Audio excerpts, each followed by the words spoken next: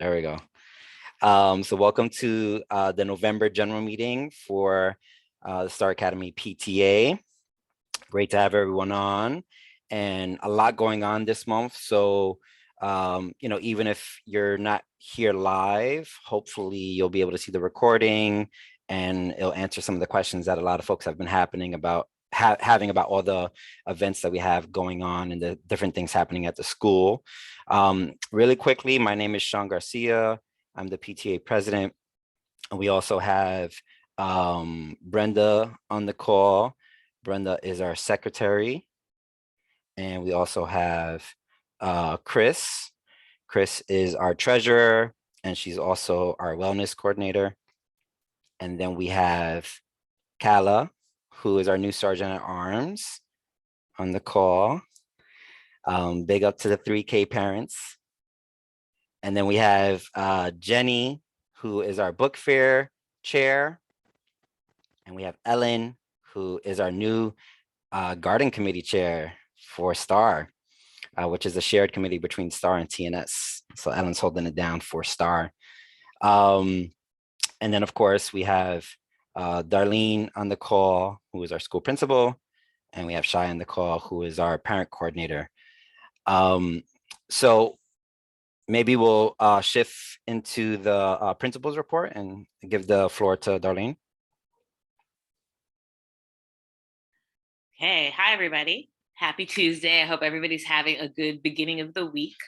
I wanted to talk a little bit about the vaccination truck that came to school yesterday. We were notified Wednesday late in the morning about the vaccination truck coming to our school. We were also notified that we would have a limited number of vaccines. So there were about 50 vaccines available for the day. We were fortunate to have Shai with us to help really organize and manage the day. She and Denise from the neighborhood school both did an amazing job to kind of keep everything organized and managed. And so we did run out of vaccines by, I want to say 1 o'clock or so, maybe 2 o'clock in the afternoon. And there were more families that wanted to pick up their children from after school after working and get their child vaccinated. So we were a little sad and disappointed that they weren't able to get vaccinated. But I will be posting information on Class Dojo around where families can go for their child or children to be vaccinated throughout the city. I'll post that tomorrow on Dojo. And then I'm also going to put a link in our chat tonight. I have already put in the chat a link for a Chalkbeat article that talks a little bit about vaccinations in New York City public schools. And then I'm also going to share here a link for people who may be interested in having their child vaccinated. And of course, I want to acknowledge that there may be families who are not ready for their child to be vaccinated right now. I acknowledge that, but we do have some families that were very interested in finding out how they can get their child or children vaccinated. So I will be sharing that information on Dojo. We had 9 families that came to have their child or children vaccinated out of 50, which was a pretty low number. We were hoping for a little bit higher number, but we also know that we received notice about this very, very late. Families are working, and for many people, taking the time off from work to do this would be really, really challenging. So we've reached out to the superintendent to let her know that we really would love for the truck to come back if possible, and we are really reaching out to request more opportunities like that for our families with more notice, so that families will be better prepared to be able to plan and make that decision as a family. So I'll be around for the question and answer session if there are any questions about that. I also wanted to just let everyone know that we had parent-teacher conferences this past week. We had a really great turnout. Around 90% of families participated in parent-teacher conferences or are scheduled to have their meetings this week. And so, we really believe in having 100%. And so I have already started reaching out to families who may not have yet scheduled a parent-teacher conference or may have missed it for whatever reason, to request that you reach out to to your child's teacher, and I'm sure they're going to reach out to you as well to schedule for something either this week or next week. But we definitely want to touch base with every parent before we go on the Thanksgiving break. Having said that, the only other major announcements that we have are really going to be around Picture Day, which I'm sure Sean is going to talk about. And next Tuesday, we're having our town hall meeting. So that'll be an opportunity for families to ask any questions. I'll probably talk a little bit around health and safety at school and what's been going on lately. We'll talk a little bit about our inclement weather plan now that it's getting a little bit colder. What is it going to be like if it's raining or snowing and we have school on that day? And so if you have any questions, please feel free to stay for the Q&A session part of the end. And I'm really happy to see all of you here tonight. So thanks for coming. Thanks, Darlene. And we actually, so we got through our principal's report a little quicker than usual, which is good because we're on top of it and we got the town hall next week. So we could do some like 5 minutes of Q&A if anyone has anything blaring right now that they wanted to ask Darlene. Can I just ask a question? Of course. Is there any way possible, Ms. Cameron, to maybe do the same thing with the flu shot? To request maybe a flu shot, somebody to come and do that as well? Because I feel like Carmine would probably like to do it around his peers and he'd be more comfortable doing that as opposed to me taking him somewhere to do it. Is that a possibility at all? You know, I've never done that before or heard of it, but I definitely think that's something that Shai, our new parent coordinator, and I can look into and see. I know like we've arranged for the dentist to come in January. You know, we usually try and do eyeglasses at some point during the year, but the flu shot is, you know, this is the first time that somebody's mentioned actually doing it at school. So that's a great idea. Thank you so much, Tabitha. We'll look into that. And then, you know, we'll post a message on Dojo if we are able to do it. Okay, thank you. I was just wondering because I know Carmine is good with the COVID testing in school. He does not complain, not once. And when I take him, he complains all the time. There, it's a struggle. So I figured that maybe with his peers around, I won't have such a bad struggle with the flu shot, and maybe everyone else, all the other kids too. So no, absolutely. No, I think that's a great suggestion. I need the flu shot actually. So yeah, I think it would be great for everybody in our building to be able to benefit from that. So we'll look into that this week.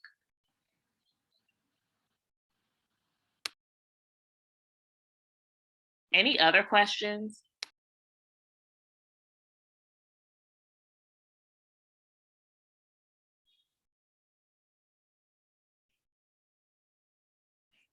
One question I know was expressed in one of the parent chats was a question about the PTA referral that Shai was breaking down for the vaccines.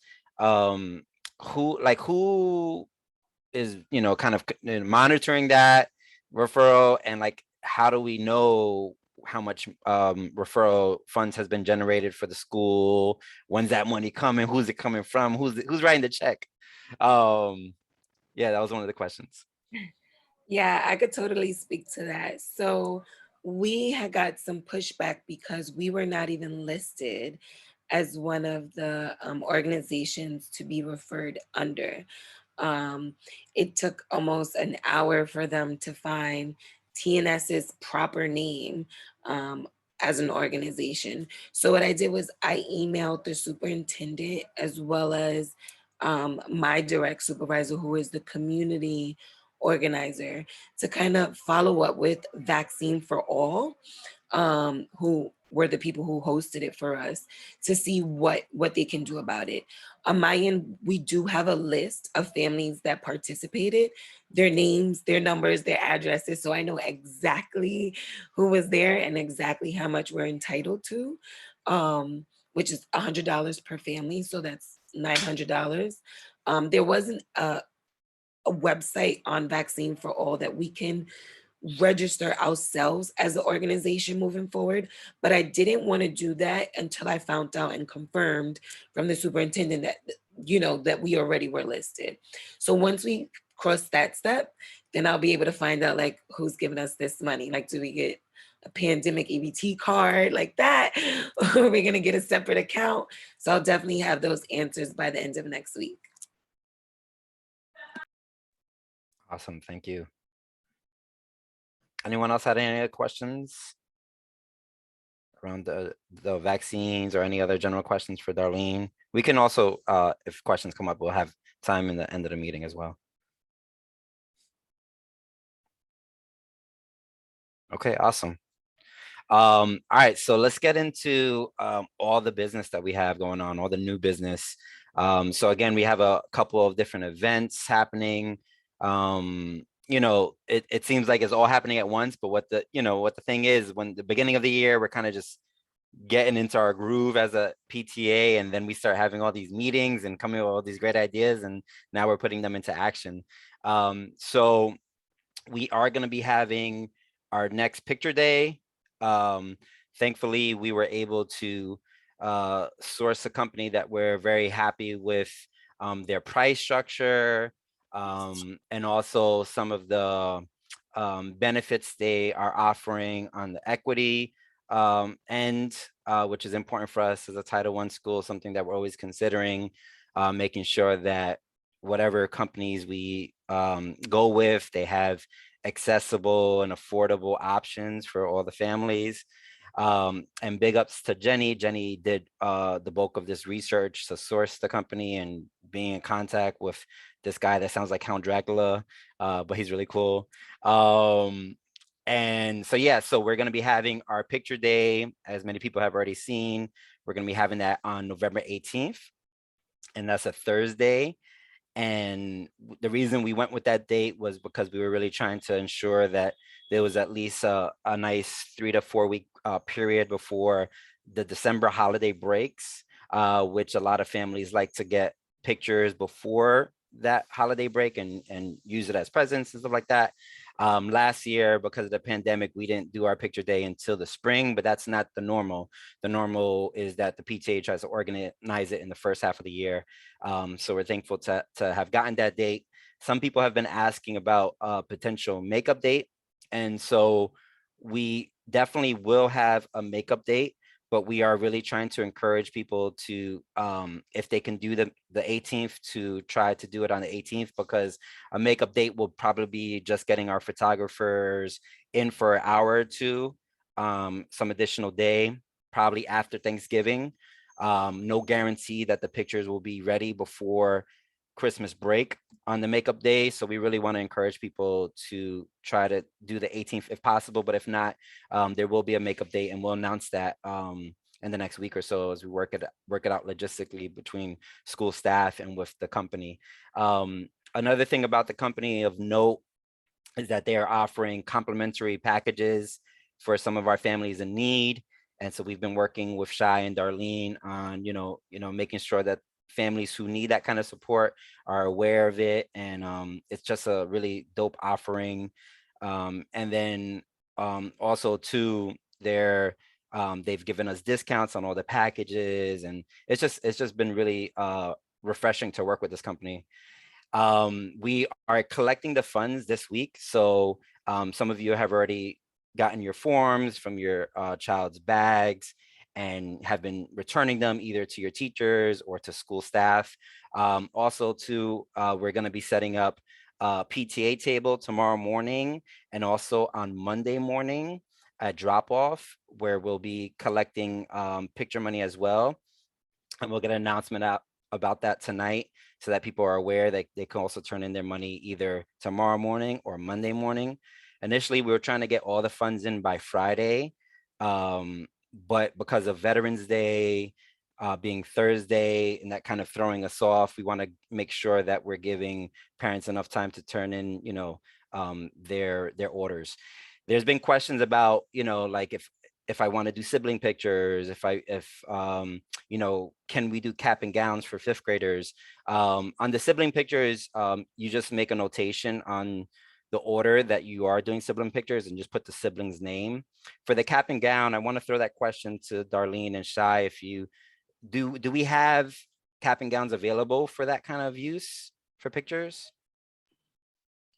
So I think we do. I mean, I think we have gowns. I'm not sure that we would have caps, because usually we would have enough time to order the caps in advance, and then have um, we would also have the gowns dry cleaned. Gowns, I'm pretty sure we have. I don't think we have enough caps for every kid, and I'm concerned about having them share like 2 caps just with COVID and everything. I would have to see if we can get some sort of express order. So I'm not 100% sure. I can't answer right now. I'd have to kind of see and get back to you. Darlene, yes, just to piggyback off of you, we do have caps. Not 100% sure if we have enough, gowns. As far as caps, I know there were some concerns. I did get some concerns from parents around COVID that we don't share caps. So maybe even coming up with a suggestion of holding some form of a diploma to replace the idea of a cap can be an idea. Another thing we could think about too as a PTA is, maybe trying to organize graduation pictures in the second half of the school year, like in the springtime or something like that.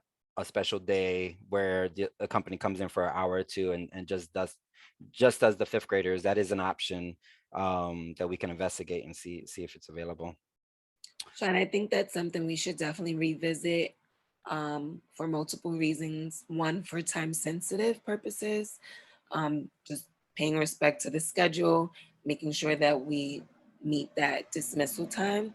And then secondly, making sure that by January, we see who may be on that list of promotion in doubt and who may not be.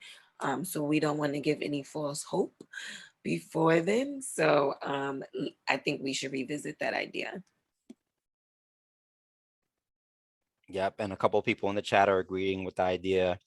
So yeah, so we'll reach out to the company as we're trying to schedule out that makeup day in December, which is probably gonna be the first week of December for people's reference. We'll ask them about that springtime graduation, fifth grade class pictures and all that good stuff. Another question that people had was about group pictures. And so while we are, everyone's back in person and we can, like on a logistical front, do, the group of students, we still, are still in the pandemic and there's still COVID considerations. And this company, what they've been doing is that they've been doing a composite where they bring all the students together in a group picture, and they argue that it's actually looking better than traditional group pictures. So we'll see how it goes, but it's a little bit better than last year. Last year the company was just talking about like taking the headshots and throwing them on a random background together, and I was like, I could do that in Photoshop, but this company is saying that they're really going to try to put it together. So that's what's going to happen on the group picture end. And I'm looking in the chat if there's any other questions around picture day. Anyone have any other questions or any additions that I missed? I know, Jenny, you probably have some stuff that I missed. I have a question. Yeah, go ahead, Brenda. So I'm really not a fan of purchasing before actually seeing. So do they give you the option to view online or something like that, view the picture, it's a pick and then send? No, it's a part of the affordability, and the deal that we're breaking with them is that we do all the purchasing up front. But we can talk to them and see what the return policy is if any parents are unhappy with the pictures or the backgrounds or anything like that. That may be part of the retake, redo process as well. Okay, that makes sense too. Okay. Kala? Yeah, with the collection of the order forms and the money for families that are getting the pictures comp, is there a way to like note that on the form or something like that when they're turning in their form and the money's supposed to be in there, and there's, how 10% of the families or whatever don't actually have to pay? So how, when we're collecting the money tomorrow and Monday, how can we notate that on the forms? So before they would Yeah. distribute it, I already noted Okay. on the forms. And Jenny and I created a certain language Okay. for families to know that it will be compensated for them. Those families were also contacted prior to, so they know to expect that they don't, well, they know that they don't have to put anything inside. Perfect. Thank you. Yeah, and we'll in the PTA board chat, we'll share too, kind of like what that language looks like. So as we're collecting money, we can identify it. Ellen put a thumbs up. Jenny, you had your hand up, but you then took it down. I think Shai spoke to it. Yeah, yeah, she did. And then also to Brenda's point, if I missed the part where she asked about the backgrounds, because some also in the room with Kaya, my mom is reading to her, so I'm trying to pay attention as much as possible. But is it that you wanted to see what the backgrounds look like? No, it wasn't about backgrounds. It was about like if the picture's busted. Look, you know, you don't Yeah. want a googly eye or open mouth, you know, out of place. Oh, okay. If they saw the pictures that were already I'm taken, actually looking preview. at yeah, I'm actually looking at the forms, and it does give you an array of different backgrounds, which is cool. But then it's like, okay, what about, you know, a goofy smile or something like that? Because I don't know. You know, my kids are fun. So I don't know if they're gonna do like just one picture, or they're gonna do like 3 takes, and they choose the one they feel is best. I can ask the photographer, because they just reached out to me today to make sure that they are conscious of choosing the best picture. So maybe that would help. And if there is a way, I think Sean mentioned to maybe preview before you buy. I know they have their website that you can maybe contact them and just mention if you like personally, but I can definitely ask. I know last year, what was really effective was actually having our parent coordinator stand right next to the photographer and look over his shoulder, and kind of say to him, you know, that might not be the best take, let's take another one. And there were times where with some students, we took 3 or 4 shots. And then the parent coordinator really helped to select the best shot. Also, just little things like, you know, fixing the hair, you know, making sure the child's standing the right way. So I think that'll probably be something that we'll do that day. And hopefully we'll have some parent volunteers to help support as well. Awesome. Yeah, I was gonna say that last year we had 2 parents assisting the parent coordinator. This year we have 6 parents, which is, so if there's any reassurance, know that there will be other parents making sure your kid doesn't look wild, and looking out for each other. And Tabitha, you had a question too? Yeah, I had a question about the group photo, because I'm not too, I don't know about photoshopping all the students together. But I was wondering if it could be a possibility. Maybe they can do if it's the weather's okay, they could probably do it outside in the yard. Would that be a possibility? Could that be something It that they sounds can like do? it sounds like the company's not comfortable doing group classes for whatever Okay. reason. You know, whether it's liability issues for them or whatever, it sounds like they were really hard on not doing the group picture. The group picture is included in the packages too, so it's not like an additional charge. So I don't think they're gonna budge on that, but we can ask for sure. It never hurts to ask. Okay, thanks. All right, cool. Any other questions or on the picture day stuff? Awesome. Also, they're going to be taking faculty pictures, so be ready for that, teachers. Make sure your hair looks right next Thursday. All that good stuff. All right, cool. And so the next thing that we have is that we're trying to organize children clothing swap. So this is, every year around Thanksgiving and around the November holidays, we do our Thank Our Lucky Stars event, which is like a potluck. We weren't able to do it last year. We tried to do something virtually to mix success. But this year, one of what we're thinking is doing something that's a little bit of giving back to our families. And so we're going to do a children clothing swap where, and we haven't solidified the dates. We're looking at the first or second week of December, and it being over a 2-day period. But we're partnering with a local community center called the Louisiana Community Center. And so it's on 9th Street and Avenue C, not too far from our school, but they're going to be housing us, hosting us for this event. So it won't be on school grounds, but basically parents and families can contribute, clean, gently used clothing that their kid has grown out of or whatever.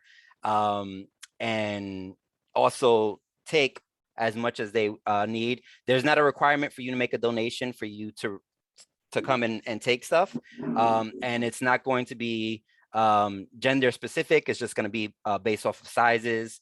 And so, yeah, the idea is that, not every family has the same kind of support networks when it comes to like, transferring over clothes. And we know that there's a lot of, folks who are in need of clothing, but also folks who are in need of getting the clothing out of their crib that their kids don't fit into anymore. So this is a win-win for everybody. And then whatever is not collected through the contribution will be donated to a local partner agency that we can give the clothing to. And there's also been conversation about combining this clothing swap with also a coat drive. So people can bring in coats, and we can also make a coat contribution to a local partner here in the Lower East Side. So more details will come out soon about this, but if you're interested in something like this, or if you've worked on a clothing swap before, let us know, and we'd love to have you partake in the planning. And then of course we're going to need volunteers for the 2 days that we're hosting it. Any questions about that one or thoughts? Will donations be just that day, or will there be an opportunity just to begin collecting items prior to the event itself? Yeah, I think whatever planning team comes together, it will be dependent on that, like logistically, like will there be people to receive clothing earlier in the week or just day of? I think initially we were just thinking capacity wise, just doing day of collection and distribution. But if people have the capacity, I think the Lower East Side of the center will definitely be willing to create like space for us to house stuff throughout the week. But we just, yeah, I think it's just something that the planning group has to figure out.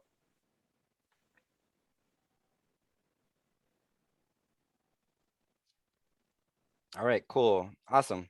So look out for that one. Next thing on the agenda is just a reminder really of our, so for the folks who don't know, we have a shared Google Calendar that will, in our next Class Dojo post, we'll make sure to reshare the link. Bye, Shai. But it's really helpful if you're if you use Google Calendar to opt into that shared calendar, because you can see what upcoming meetings are happening and events. And of course, we have our general meeting, which happens once a month, but all of our committees meet independently of the general meeting. Also too, we'll put holds for dates in the Google Calendar for potential, like for proposed events. So it's just good to see that stuff. And then also too, we have independent listserv. So for, school privacy reasons, we don't solicit our school directory, but rather we ask that parents and families opt in to our email listserv. And out of our, 250 families or whatever parents, we only have around like 70 on that listserv. So just a reminder, we'll send out that link again today, but just a reminder to opt into the listserv, because not everyone is on Dojo. And so we want to make sure that people are getting notifications about meetings and different things. And if there's any kind of like special offers that we're doing, like next month, we're going to be doing some holiday stuff. some potential raffles and stuff like that. All that stuff will be circulated on the listserv, so it's helpful if people opt into it. Cool. So that was just a reminder. So we'll move into our committees. Chris said I have to jump on the train. Chris, go for it. We'll come back to your report whenever you get out of the train, or we'll just try to tackle it if you don't get out of the train in time. So we'll go into the committee reports. So we'll start first with our book fair committee. Jenny's the chair of that. So Jenny, you want to kind of let us know what's going on with the Scholastic Book Fair? Sure. So currently, I don't know if most folks saw that we posted on Dojo that our Scholastic Book Fair will be starting as of next week on Monday. That is November 15th, and it'll run straight through for 10 days up until the 25th. So it's going to be our second time we'll be doing a virtual book fair. So parents have the opportunity now to click the link that's on Dojo to set up their e-wallets, to then begin as soon as the 15th, to then start being able to purchase on the catalog that'll once it goes live. I know there was some questions from teachers about setting up wish lists and things like that. You can't currently do that until the book fair goes live on the 15th. I spoke to our representative. She finally got back to me this afternoon and kind of cleared up some stuff in regards to that. But you can set up e-wallets even if you're a teacher or a parent. So if parents want to make contributions to teachers, you can actually put some funds in a teacher's e-wallet so that they can shop for their own classroom. That's an option that can be done right now. So it's pretty exciting. We came together as a committee about a week ago and kind of went over some ideas about offering some book bundles to our classes. And I know Chris spoke at the SLT meeting and brought up, some ideas on how to engage more reading within the classroom. And so between the grades 3 to 5, there'll be like the class that does the most reading will get a bigger bundle, extra book or two for their classroom, which is always cool. But we are taking funds out of our Scholastic bucks, which is not physical money from the PTA, but rather funds that we have raised over the last couple of book fairs, and using those funds to then help build the classroom wish list and making some contributions from those funds. But it is a small, fundraiser that we do every year to help generate some funds for our Scholastic and raise some Scholastic bucks. Because it is virtual, we will not be receiving physical money, but rather Scholastic bucks that goes right into our account to make book purchases or purchase for anything that the teachers might need that Scholastic offers, like bookmarks and erasers and things like that. So which is pretty cool. Not sure what else to speak on, but I think that's all I have so far. But everything is good to go. The homepage is up and will be live as of Monday the 15th.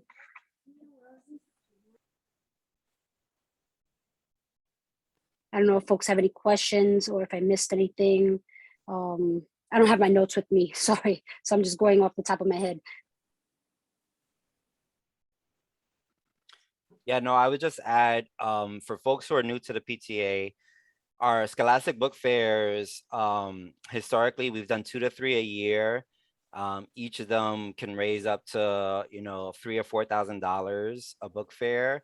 And so historically, our book fairs raise, $10,000 plus for our PTA, and is around 50% of our annual budget goal. And we haven't been able to do physical book fairs. And of course, that's part of the excitement, is like going into the cool book fair and seeing all the displays and everything. But it's really important to the PTA and our fundraising success that the book fairs are consistent and we're still doing them. And we didn't raise, a few $1,000s last book fair, I think I don't remember Jenny, but after our percentage split, we probably raised close to $1,000 maybe last year. I'm not sure what it. Our last virtual book fair, I think it was close to $600 in Yeah. Scholastic bucks. After And the that might percentage be split, yeah. after the percentage split. So yeah, you know, it's significantly a lot less reward because we don't get physical money, but it is better than nothing. And it still allows us to, you know, still make contributions to their classrooms. So, you know, Yeah, I and so encourage last folks to year, buy online. yeah, last year how much money did we spend giving back to the students with the Scholastic Bucks? Was it like $2,000 or something like that? Last year, with some giveaways that we did during the Scholastic Fair, and we also did a summer reading kit that we distributed to every single child in every grade. About like, I want to say close to $1,500 in Scholastic books.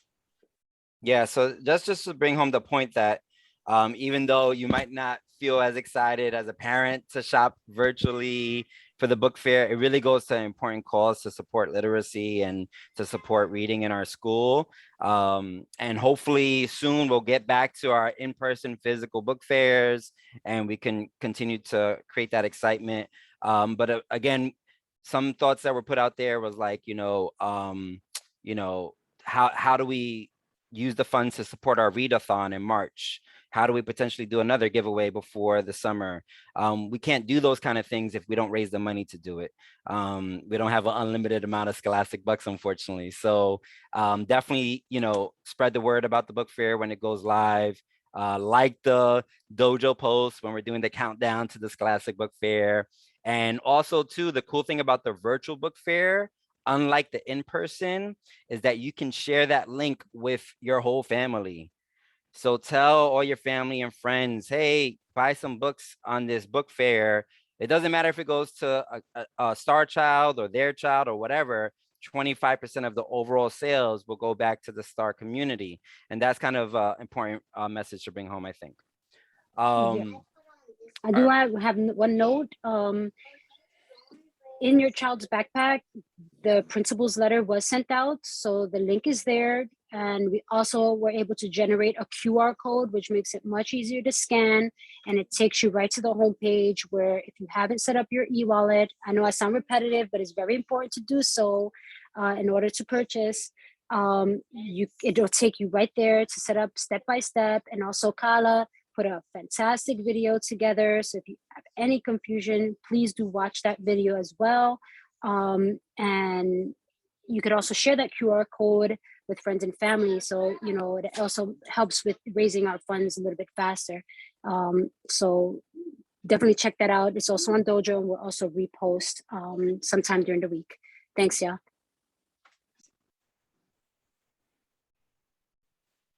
Okay, cool. Any questions for Jenny on the book fair or thoughts? Hi, Sean, this is Maggie. Hey, Maggie. So I know that this is my first meeting, and I know there's a lot of events coming up, and which is great and sounds amazing. Just wondering, is there communication to parents?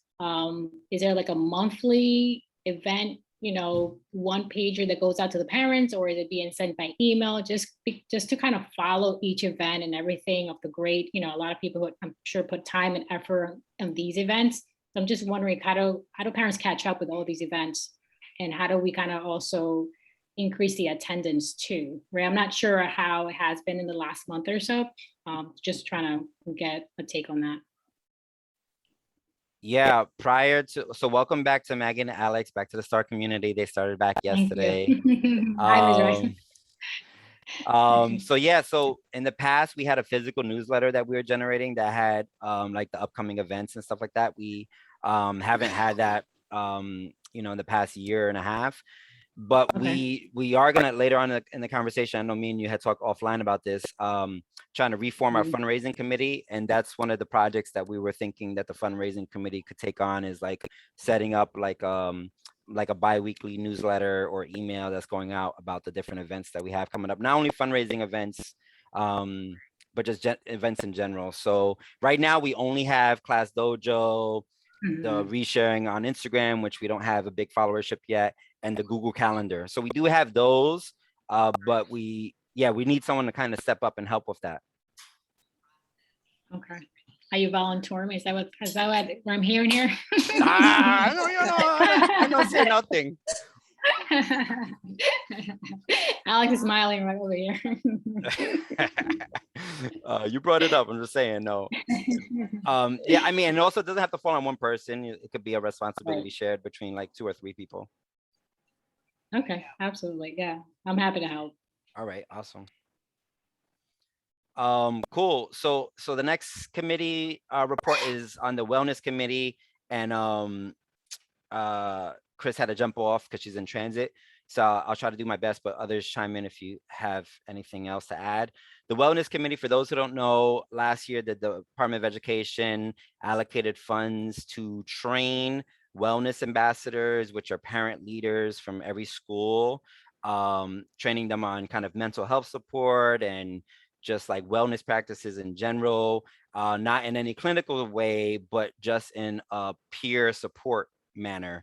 And so Chris went through those trainings over the course of the summer, and she's actually one of like 4 in the whole district. So we have like 20 or 21 schools in the whole district. She's one of 4 that actually went through in the district. So we're really lucky to have her. And so she's been organizing these wellness events. She had our first one last month, which we had a couple of parents at, and also Ms. Goldstein was able to jump in, which was awesome. And we're gonna have our next wellness event, which is basically like a wellness circle to talk about self-care practices. I think last month was more on personal self-care for parents. Anyone correct me if I'm wrong? And then this month, I think it's more of a focus on kind of community care. So like wellness in the household, wellness with your peers, that kind of thing. And it's kind of like an open conversation, a safe space. And, something that a lot of us really expressed that we needed last year and that we still need, not only during the pandemic, but like in life in general. So in any case, that one is going to be happening on November 19th after drop off. So last one was before pickup, I think. This one's going to be after drop off on November 19th. And we'll make sure that we have hot chocolate and cider and all that kind of stuff because it's going to get a little chilly. But yeah, November 19th. So that's, primarily for parents, but open to staff to join as well. Did I miss anything from the team who was part of those meetings? No? Okay, awesome. Next report is from our garden committee. So for those who don't know, our garden committee is a shared committee between us and our neighboring school, the neighborhood school, TNS. And so it's one of the 2 shared committees. Also, the library committee is a shared committee. And so we haven't had a co-chair from the STAR parent end in like 2 years. So it's really good to have Ellen step into the role. And there's some events happening, some ideas floating around, but also to, I just want to shout out this past weekend, TNS hosted an event in the schoolyard that was really successful. And Ellen and others really played a great support role on the STAR end to kind of let STAR parents know about it, and also to kind of keep momentum going around the garden, and just in general in terms of collaboration with TNS, which we know historically has not always been the easiest to partner with that PTA for varying reasons. But Ellen is doing the good fight and we love her for it. So Ellen, you want to give your committee report? Button. I pressed the wrong button. Sorry. No, the talking about the wellness event is like a perfect segue. And thank you for the shout out and for welcoming me to the PTA via the garden. Like literally just started, spending some time in there and like being on the phone and working my hands in the garden, and kind of got sorted out. So the wellness event is going to be in the garden. So that's like the next event that's going to be in that physical space. And it fits perfectly with wellness because it's a great place to be, community wellness, contributing to our, STAR and TNS community, and also the Lower East Side and, New York City community at large. So the event with TNS did go well. It was also like a work day in the garden. So there was a lot of families. It was probably primarily TNS families, but there were definitely some STAR families that came out. So we were really happy to see that. And kids were getting their hands dirty in the sensory bins. For those that don't know, there's like one of the boxes that has sand in it. And then the other box that's kind of like used as a sensory bin we planted some bulbs. And so it was like very process oriented, digging in the dirt. Kala had Linus there. He was really going for it. And a lot of other kids and families joined in. And just really looking to see like what they could do and how they could be like get involved. We did some harvesting of herbs and shared recipes and like little baggies of herbs. We have some left over and those will be available at the wellness event too. Some like sage and oregano, which are great fall herbs for cooking or aromatherapy or whatever. So, and then we are, it sounds like really hoping to continue the tradition, what sounds like a tradition, it's new to me, but of having growing paper whites in the classrooms, which is great, in the winter time when we think like, all living things outside, all plants are kind of dormant for the season. It's great to have something like alive and growing and engage the kids in that process. I think a big question that's coming up for you, Darlene, is whether with like COVID restrictions and such, I think in years past it has been something that's been done like in the classroom where a parent comes into the classroom and does the process of like planting the bulbs with the classes. And so we're not sure, we're trying to think about some other ways that if that's not available to us to, still make it interactive and still make it accessible for teachers to participate. I think if a parent is fully vaccinated, there shouldn't be a problem with them being able to come into the classroom. We just would have to arrange it ahead of time. But yeah, I think that's something that we can definitely do. That's great. Yeah, so that's our hope, is to be able to, find out, do a little bit of survey with teachers that would be interested, what times would be ideal for them, and then to recruit parent ideally vaccinated or, is on the back end, even if it's not going into the classrooms. We're winterizing the garden. And so some of that is also focusing on like compost. And, for those that don't know, I've just learned recently, Sean is a master composter, like with the cities. So I think that's the official title, right? So we're exploring having some like either one at least, or maybe a series of workshops over the winter time for parents and those that are interested in the garden to learn more about composting. We do have a compost set up in the garden, the 3rd Street garden. So we're really looking to just like make the most of that. We're really trying to very soon move forward with creating a QR code and a Google Docs so that as parents are wanting to get more involved, parents can literally just like scan a QR code and it would pull up a document for them that would have things that need to be done in the garden. If they worked in the garden, they can list what they did, how to get more involved. So a survey that they can complete with their contact information, just so that we're getting all, anyone that's interested and their contact information to keep them looped in to what's going on and what's available to them. And mostly we just want people to, just as much as TNS parents, you know, are getting involved. We want STAR parents to feel like that's a place they can be, that it's their garden too, that it's their kids' garden. So, you know, part of that is also, besides the paperwhites, I think just starting to build out a little bit of a proposal for the classrooms to consider ways that they can be coming into the garden and using that space during the school day.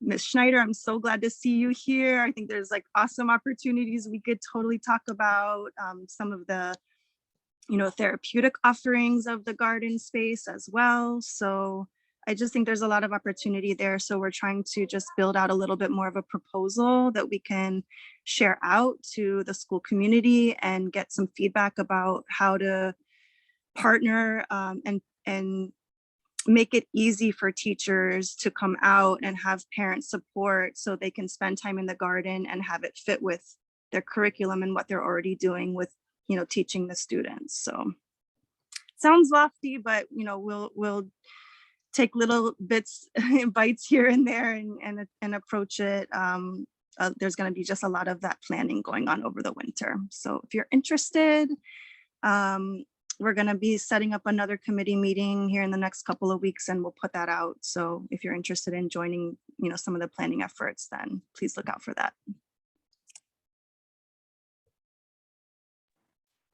Awesome. Thank you, Ellen.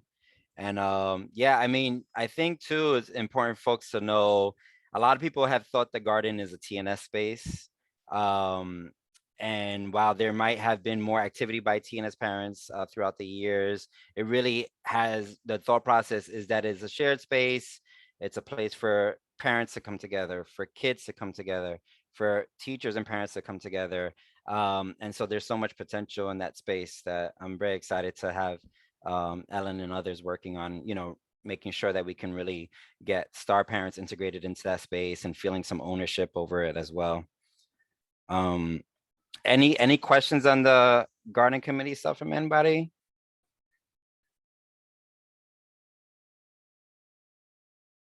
All right, cool, awesome. So we look forward to all the things to come. And so the next thing is our fundraising committee. So we talked about this last month, but tabled it to this month, but really just kind of this call to get our fundraising committee reactivated. So again, for folks who are not familiar with the history, you know, different PTAs do different types of fundraising, right? Some PTAs that are very near to us have annual budgets of $250,000. Some schools, you know, multi-million-dollar fundraising goals, and primarily most of that fundraising coming from their school community and parent base. That is not the history of our school, because we are a Title I school, and equity is not only a real thing, a real consideration, but it's like forefront for us. So when we think about fundraising, we're not thinking about how we can ask our parents who are already, you know, doing their best economically. We're not asking them to forward a couple $1,000s a year to the PTA, but really getting creative about how we could do fundraising to support the STAR community. So there's some uniqueness to the fundraising approach, and what might work at one school might not work at our school, and vice versa. Throughout the years, we have done varying budgets, but usually it's somewhere around like $20,000 to $30,000 that we're raising on a good year. Some years though, just raising like $10,000 and not stressing about that too much. But for those who are wondering kind of what the money is going to, a lot of events are subsidized by the PTA at the school. Like for instance, when prior to the pandemic, when we were having monthly what are they called, Darlene? Our monthly Town auditorium hall events? meetings. Town hall Oh meetings. no, our pep rallies. Pep rallies and the other thing, when we had like science folks come through, and Oh, assemblies. Yes, in this long distance memory. A lot of that was PTA funded, so a lot of the things that are happening in the school, subsidizing for school pictures, subsidizing for purchasing of goods like pencils and notebooks at the end of the year. That's all in partnership with the PTA. And there's also so much more that we can do if we think about how to creatively raise funds and bring that funds back to our STAR families. So the fundraising committee is really important, and where we have a couple people who have expressed interest in joining up on a fundraising committee. You don't have to have experience fundraising per se. You just have to be willing to like kind of sit in a room for 30 minutes and bounce ideas off each other. And of course, some of the board members who have some experience fundraising are going to participate in that committee as well. So this is just kind of a call out. So if you're interested in being part of the fundraising committee, and this is also open to teachers. I know in the SLT, there's been conversations about fundraising before. And that, is something that, teachers are welcome to join these committees. These are not parent exclusive, committees. It's called the Parent Teachers Association. There's some schools that have just parent associations. It's just exclusively parents, but we're intentional about maintaining a PTA. So it's partnership between parents and teachers. So if you're a teacher and you're interested in supporting fundraising, definitely join that committee as well. Did anybody have any questions about fundraising or anything they wanted to add? Ellen said she's interested in the fundraising committee. That's awesome.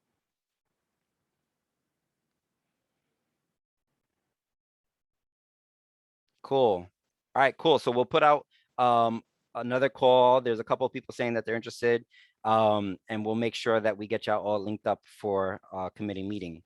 The other thing that we threw on the agenda, but maybe for time's sake, we can move forward, is talking about our membership committee, but maybe we focus on our fundraising committee this month, and then we can come back to our membership committee next month. But that is also, around social media and kind of like generating some more buy-in from our parents to different events. But we could just also think about social media in terms of like fundraising and other things. And shout out also to all the people who have supported the Instagram and other social medias throughout the months. All right, cool. So SLT report.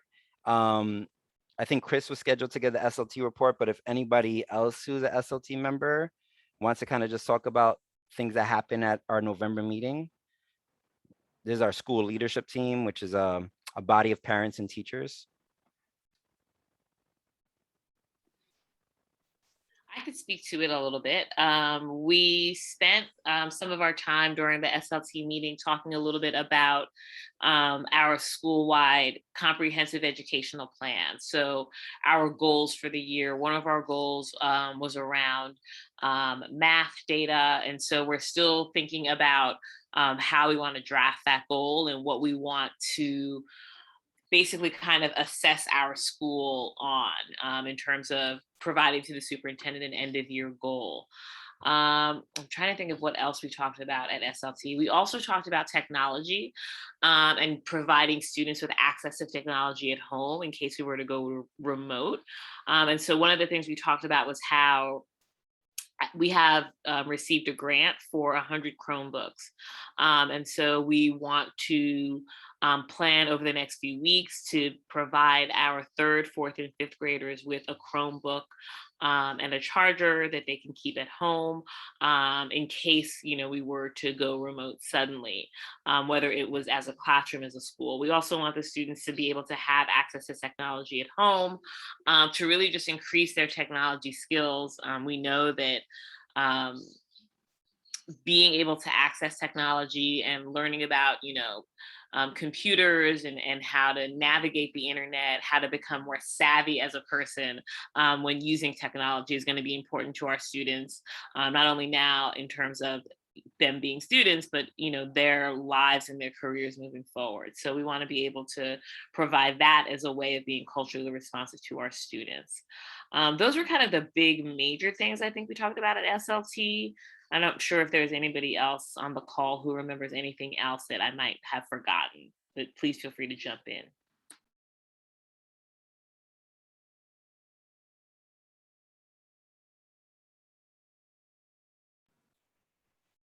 Yeah, I think we also talked about the iReady software. Did you want to talk about that a little bit? Yes. So when we talked about iReady, we were talking about, I think specifically the math data. And we were talking about whether or not we wanted to use the iReady assessment, which is an assessment we give the kids at the beginning of the year, whether or not we wanted to use that to measure our progress as a school, or whether or not we wanted to use the same assessments that we've used all along, which are what we call fluency and problem type assessments, which are more traditional assessments that we use that are not on the computer. They're more paper and pencil tests. And so during that meeting, we decided to hold off on using iReady as a way of assessing our entire school. And we're going to kind of revisit that goal over the next month before we make a final decision. So that was the big conversation around iReady that we had during the SLT meeting. Awesome. And for those who are interested, the SLT meetings happen every first Monday typically of the month. So I think the next one is slated for December 6th.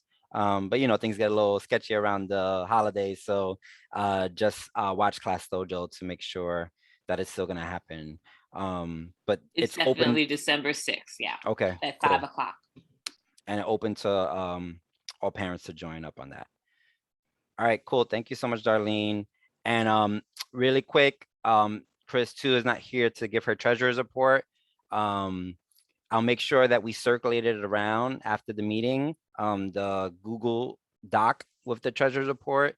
But basically, the significant change from last month to this month. Last month we had just shy of $13,000 in the PTA account, and there was that, I think, around like $600 in like reimbursements that had to be fulfilled from last year.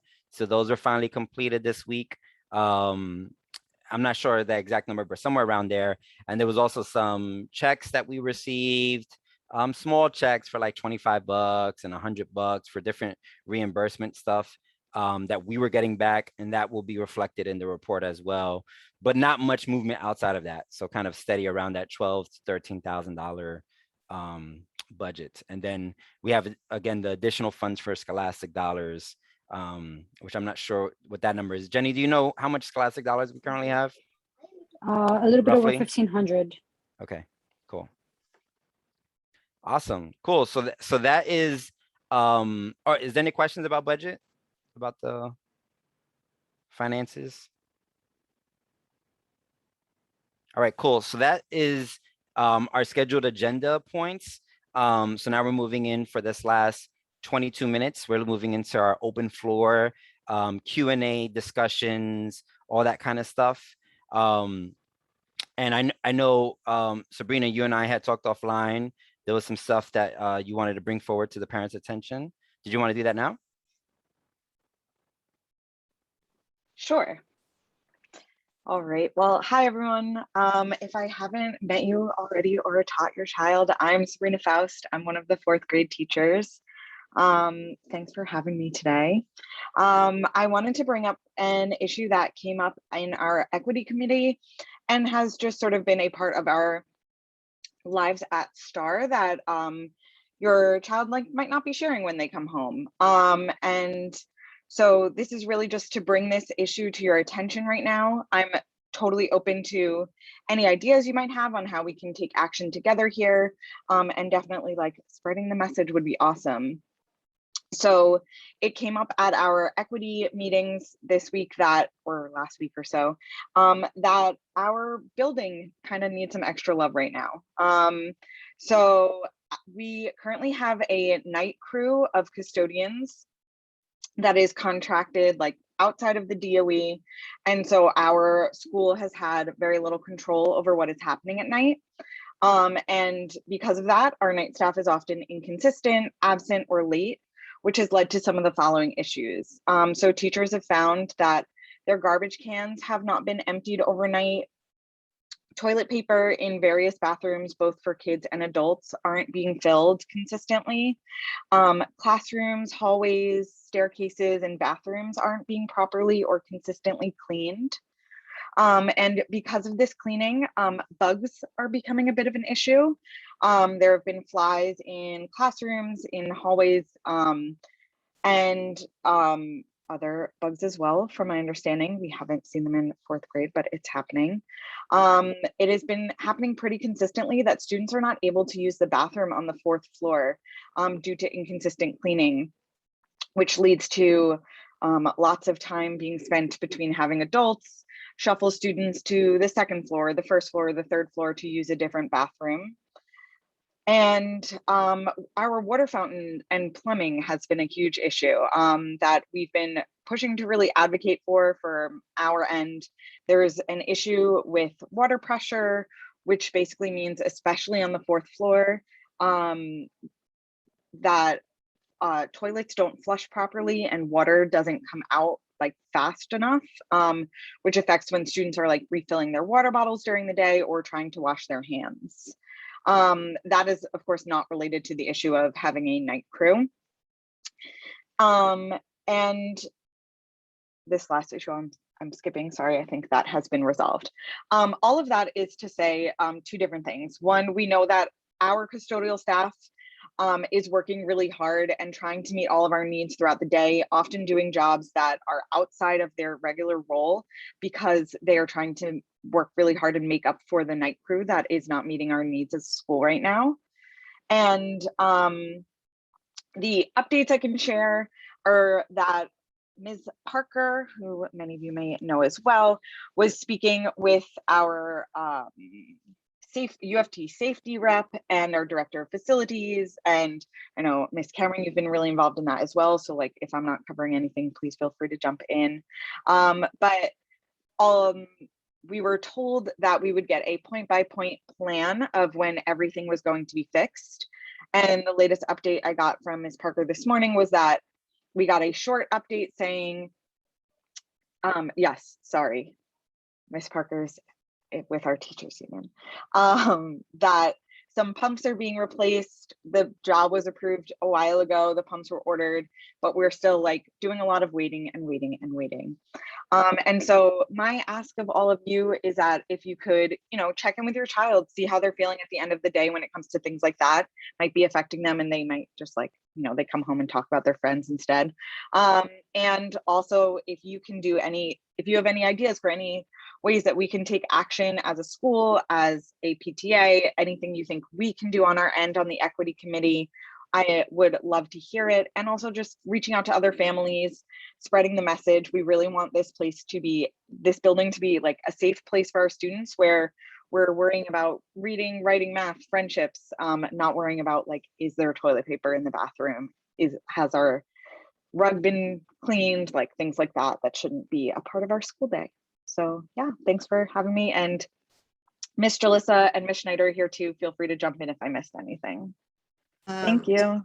Thanks. I think the only thing I would note is that the same with the night crew things not happening is that tables are supposed to also, and we are still in a pandemic, although we're moving along through it, but the tables are supposed to get sanitized every night as well. And when a room doesn't get cleaned, that's another piece that doesn't happen, which is a piece of concern. And I don't know if that's, a tack that we can take.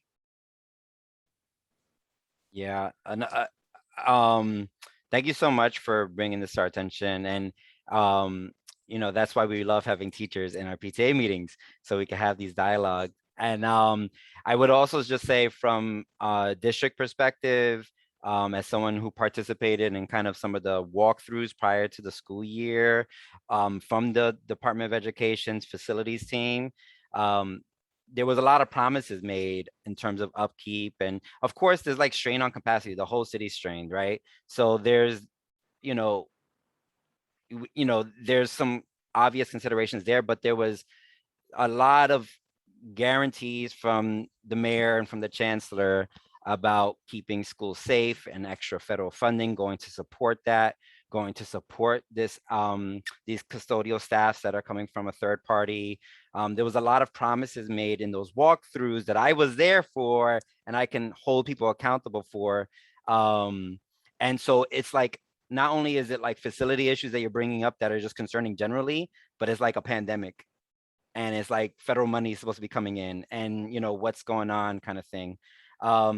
So there's definitely a lot of advocacy we could do, but I'd love to hear other people's thoughts. Darlene, I saw you unmuted. Go for it. I just wanted to let everybody know that I am going to be talking about this during our town hall meeting on Tuesday. So if you thought you heard about the bathroom today, you're going to hear about so much more about the bathroom on Tuesday. So please stay tuned, and we hope you're able to join us. All right, Kaya just whispered in my ear. She said, also, the bathrooms are very dirty. But she didn't want to say it herself. Thanks for advocating for yourself, Kaya.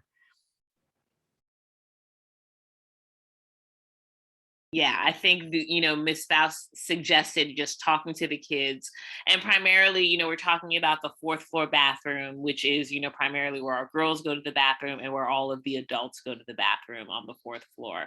When our pre-K or 3K students, if they might happen to go to the music room or the art room, they may use the 4th floor bathroom, but primarily 3K and pre-K are in their own classrooms, and they have bathrooms in their classrooms.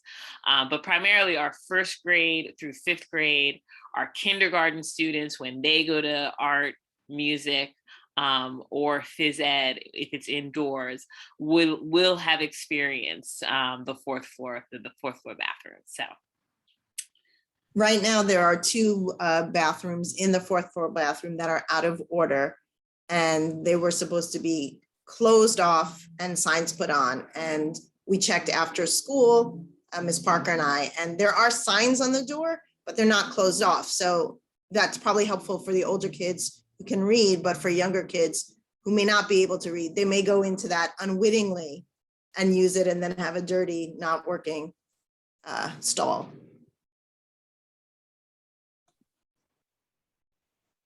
Go ahead, Maggie.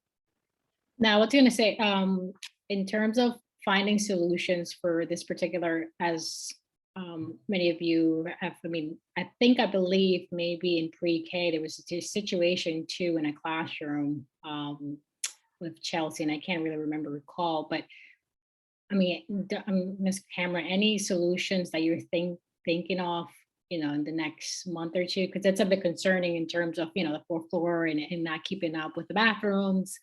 For now, I think Chelsea's too excited that she's joined back that she hasn't said anything to me. But I'm sure as she warms up, she'll, speak to me about it. But I'm just thinking, is it, of course, funding, right? That probably more custodial needs to be present there. But what else can we do as parents in terms of contribution? What do you need from the parents?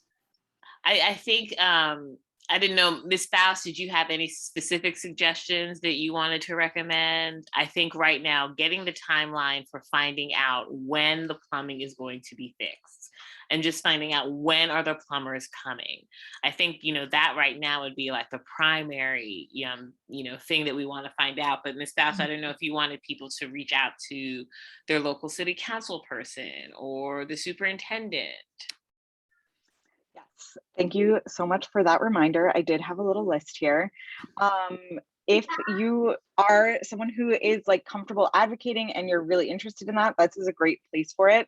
On our end as teachers, we created a little committee where a group of teachers reached out or created a draft email that we can use to reach out to our local representatives, like Ms. Cameron said, and as well as any as to Carrie Chan, our superintendent, and sharing with any families who might not be in this meeting and might also be interested in doing that advocacy work as well.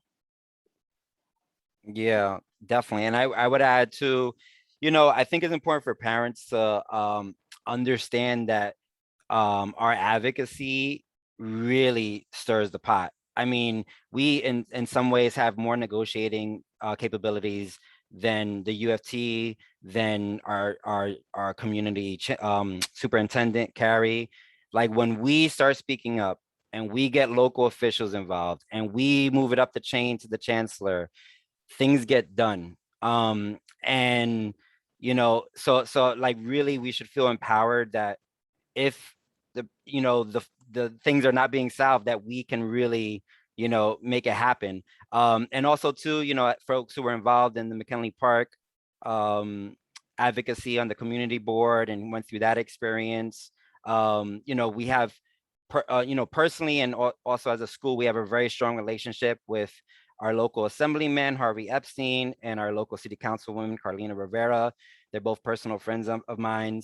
And they're always down to speak up for us parents. So I would say, you know, and people can add, but after our town hall and after we kind of get more reports on what Carrie is saying and what she's hearing as a response, maybe we can draft this kind of letter from the parents that we can submit and, you know, get people to sign on to and get that letter delivered to the chancellor or to the Department of Education. Has a facilities department, and they have like a chief person in charge of facilities who I met with, and we can get, you know, their attention and all that kind of stuff too.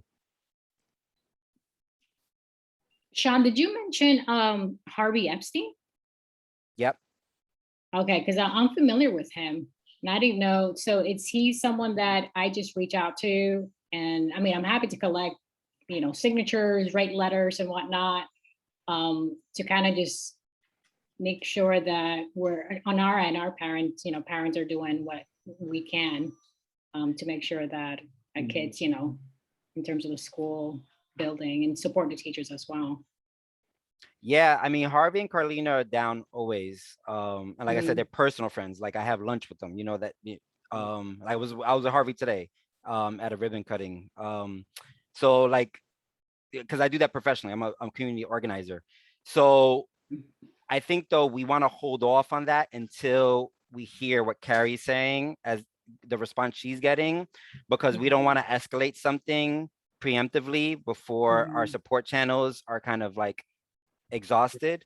Right. So I think we should do that first, because we don't want to go to Harvey and then Harvey hit the chancellor up and the chancellor be like, oh, this is the first time I heard about it. You know what I mean? Right. We want to make sure we kind of exhaust channels. So we should just evaluate it over the next couple of days and see how things are panning out. Question I have we heard a response from Carrie? So for those who don't know, Carrie is our district superintendent. Okay. And so have we heard back from Carrie about this stuff? And also too, have we been documenting it on our end, the incidences? Is there like a report documenting it all? You read my mind, Sean. I was gonna ask that question too, because I want to see how many follow-ups have we, you know, are we up to? Is it the third or fourth follow-up? Because then it should be escalated, I think, after the third, right? If we're writing letters and communicating after the third, I think, you know, it's a good way to kind of escalate that. Can I just interrupt real quick? So I'm assuming that if this is the night crew, they're cleaning both our school and the neighborhood school, correct? They're supposed to be cleaning. Is it dual or is it just for us? It's both, Tabitha, for both schools. So is there any way to connect with them as well? And maybe us as both a big school community, I mean, if this is ridiculous, the kids deserve, and you staff deserve to have clean facilities. I'm not understanding. Is there a way for us to combine forces? So I've been working, we have a building council, which is myself, the principal of the other school. We meet every 2 weeks and literally it's an hour-long meeting and 45 minutes is spent on talking about the building and our facilities. It's exhausting. I spend a lot of my time, you know, sending messages, documentation. Our UFT chapter leader, Amy Parker, our 5th grade teacher, our UFT consultation committee, our school leadership team, like we've all been kind of talking about this. Our UFT consultation committee has literally been documenting. Our UFT chapter leader has been documenting every incident. We have, you know, paper forms where we're making requests for different things. We've done it electronically. We've brought in the deputy superintendent. We've brought in the head of facilities for Manhattan, so he's in charge of all of the schools in Manhattan in terms of facilities, and they've all made all the reassurances they can make. But ultimately, our bathrooms are still really, really messed up, and it still is not. We're still not getting a sense of when they will be fixed, who's going to come in and fix them, and just getting an end date. And so it's been ongoing for sure. So in terms of documentation, we've definitely documented it. While I may not have reached out to the superintendent about this, recently, I've been reaching out to her about us not having a school nurse and like lots of other things. And so, I think, it'll be a courtesy to let her know that this is something that is still a concern that we're still talking about. She's been to our building with, the head of facilities earlier at the end of the summer. She did a walkthrough with you, Sean, where they talked about safety and fixing the windows. The windows being able to open in some of the rooms is still an ongoing issue. And so things like that, it's just an ongoing process, and it just feels like it's never ending. So I think the idea of families joining together, whether it's both PTAs from both schools coming together, I think that's a great suggestion. I think reaching out to our superintendent first and foremost is definitely the next step, I think. Yeah, I feel like definitely both families from both schools need to be aware, because this is the first time I'm hearing about this. And it's a little disturbing because I remember when Carmine was there in pre-K, he was sick all the time. He had pink eye, something was always happening. And this is a bit concerning as to having everybody back in the building and nobody's cleaning at night. That's just ridiculous.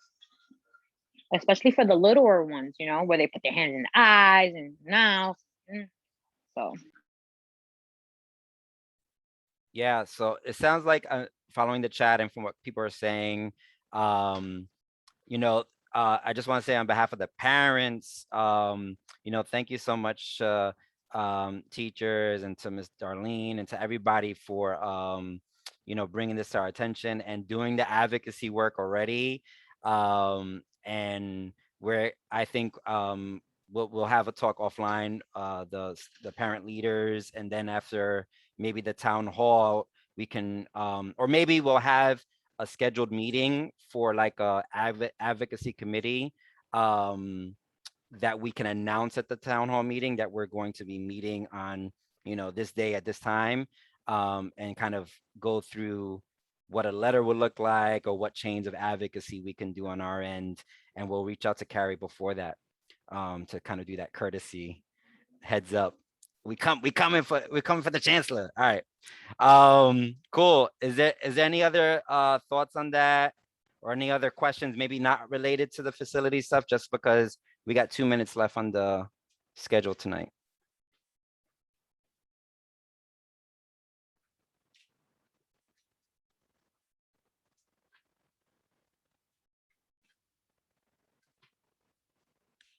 Okay, cool. Awesome. People are ready for dinner. That's what that means. So thanks so much for jumping on the call. We got so much done tonight. And of course, picture day, turn in your order forms and be ready for our exciting book fair starting on the 15th. And thanks everybody for all their hard work over the month. Thanks, everyone. Have a good night. Thank you. Have a great night, everybody. Thank you. Bye. Bye. Bye.